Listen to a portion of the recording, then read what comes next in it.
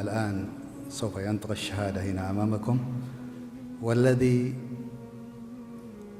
الفضل يرجع إليه بعد الله تعالى لأخونا خالد عثمان، وكذلك هو إيرلندي البريطاني الذي دعاه، فقد كان هنا لمجرد تأكد المعلومات وتثبيتها، بحيث ينطق الشهادة إن شاء الله أمامنا هنا.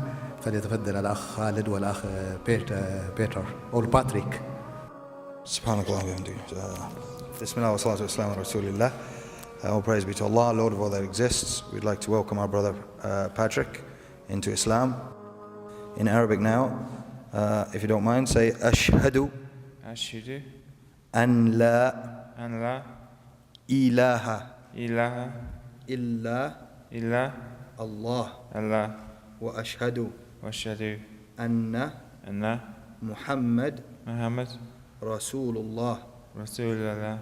بارك الله فيك. جزاكم الله خير.